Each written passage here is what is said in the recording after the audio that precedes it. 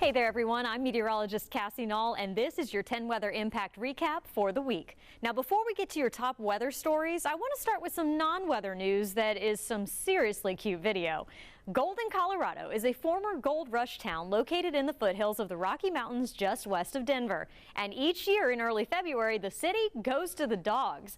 Last weekend, thousands of golden retrievers and their humans made the pilgrimage to the small community for the annual Goldens in Golden Festival. Some would say this gathering is a golden opportunity to mingle with some serious golden retriever energy. I've been to Golden, Colorado, and the town is a cool place to visit, so I highly recommend stopping by if you're ever in the area, even if you don't have a golden retriever. Now let's get back to those weather headlines. Check this out. Each year in mid to late February, the sunset turns a waterfall in Yosemite National Park into a firefall. Horsetail Falls flows over the eastern edge of El Capitan in Yosemite Valley.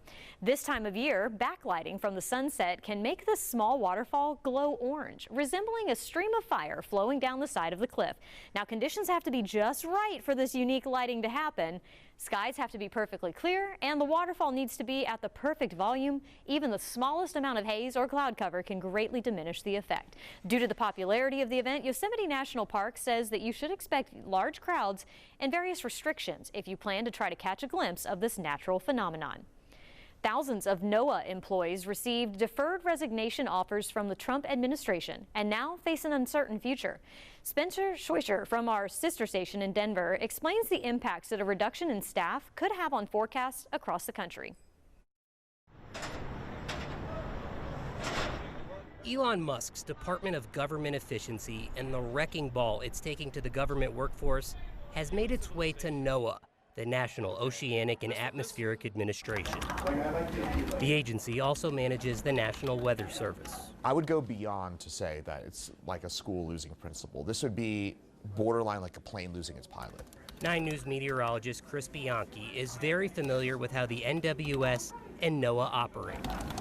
Meteorologists like Chris use NWS data, models, and guidance to make it so the average American doesn't have to be a meteorologist just to be safe. You know, for example, a tornado warning is issued. That tornado warning is not issued by me, is not issued by the 9 News Weather Department, is not issued by the TV enterprise, it's not issued by anybody, it's issued by the Weather Service. So who would issue a tornado warning? You know, critical stuff to your day-to-day basis. Chris says the Weather Service is viewed as the model for weather forecasting across the world.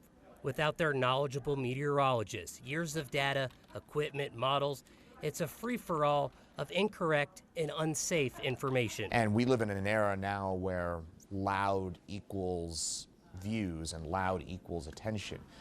It's not necessarily merit-based, it's more loud-based. Thousands of NOAA employees received deferred resignation offers from the Trump administration last week, and they now face an uncertain future. I feel a personal responsibility to be offering my voice. Former NOAA Administrator Craig McLean is standing up for the NOAA employees who can't speak out about the downsizing.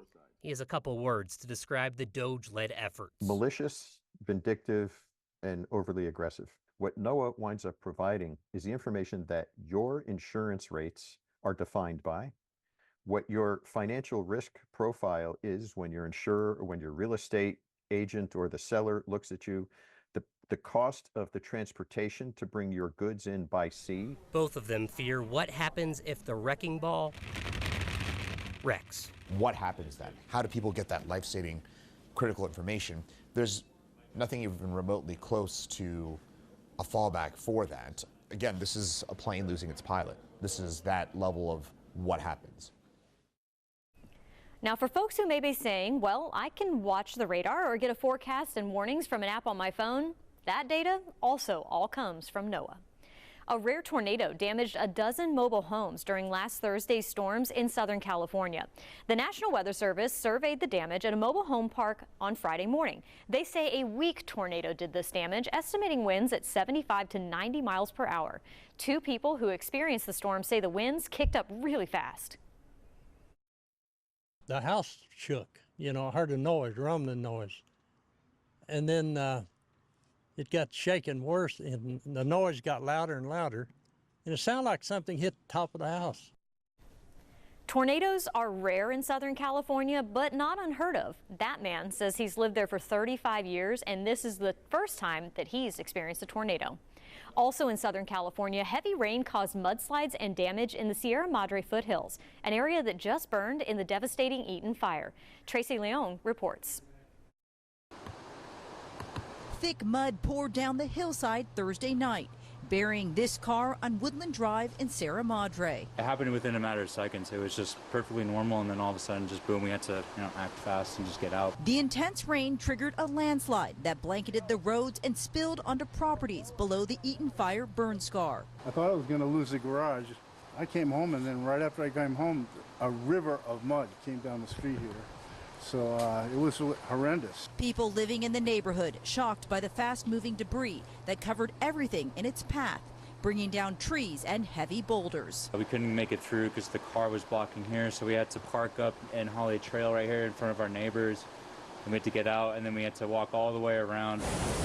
And in Altadena, the heavy rain sent this muddy water racing down the hill near Loma Alta Drive and Tenoble Drive.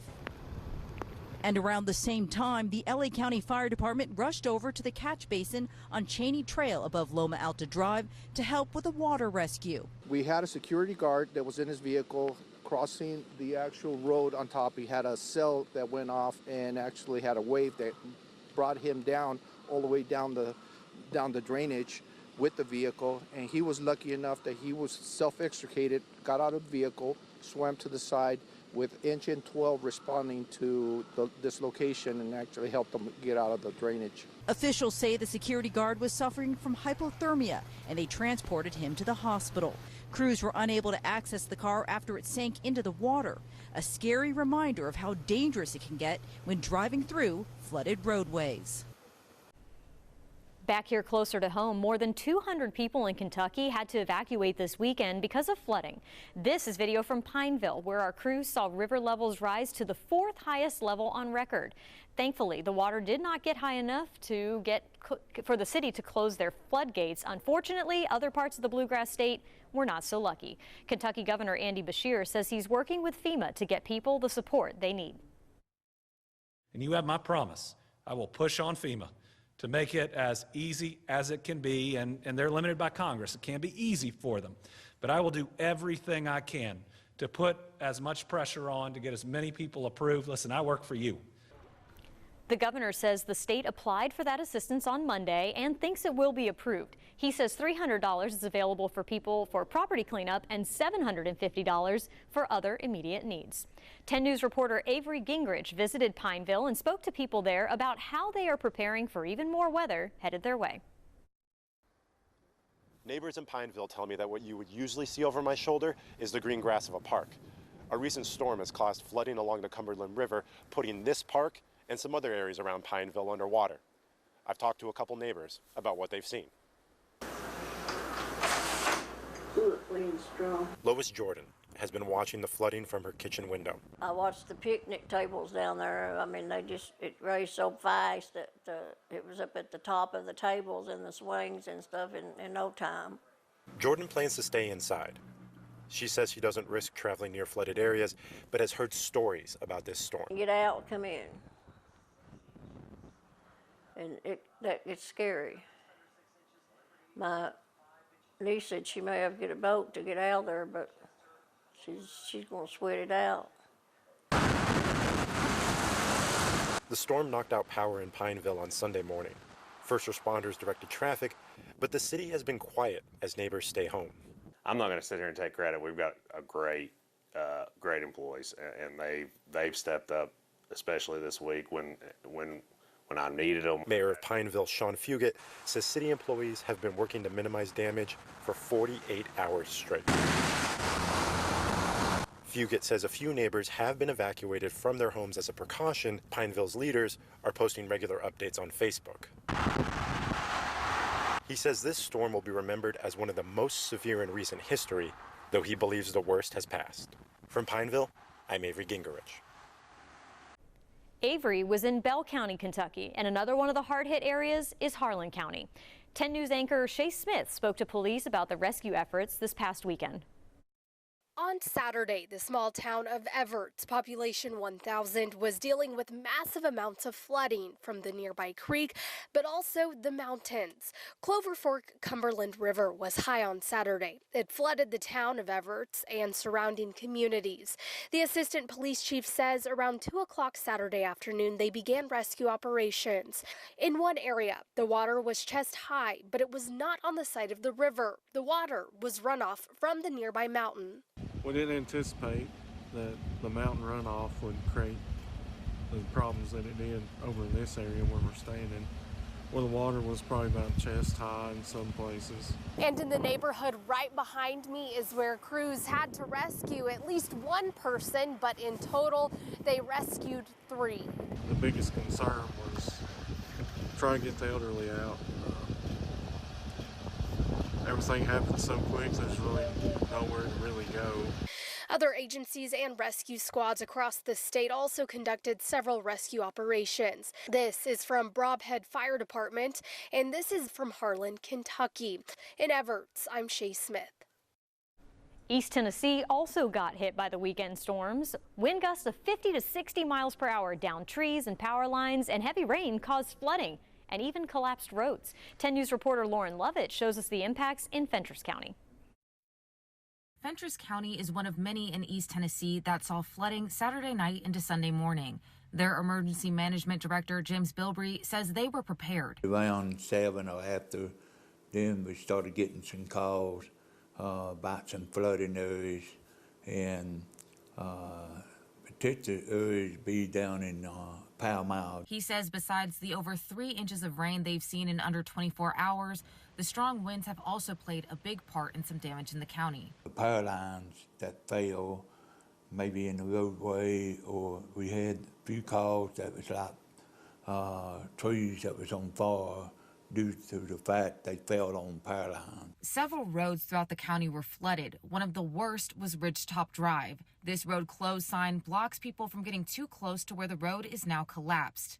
Bilbrey says without dispatch, the multiple responding agencies, and of course all the volunteers, these situations would be a lot worse. No doubt a lot of them's been out all night, and I know they're warm and cold and everything. I'm so thankful for them. Now, as the snow has already begun to fall, he says they're getting ready for the next system. Kind of coming out of this and getting prepared for Tuesday night and Wednesday when they're predicting some more. After a very warm start to the month of February, this week is giving us a harsh reminder that it is, in fact, still winter. Look at all of the cold weather alerts that we have in effect all across the country, and they're continuing to expand. That unseasonably cold air will be making its way down to East Tennessee this week, along with a chance for some wintry weather as well. That cold air originated way up in the Arctic and is pouring down out of Canada into the United States, making its way all the way down here into East Tennessee, where we could have lows in the single digits and low teens as we go into our Friday morning. This is a look at your 7-day forecast. Weather impact alerts for Wednesday, Thursday, and the first half of the day on Friday. Because of the potential for hazardous travel conditions from snow and the bitterly cold temperatures that we'll be expecting across the region, the good news is we will see temperatures warming up and more sunshine as we go through the weekend ahead. Thank you so much for joining us today. Remember, you can always download the free 10 News app on our app store.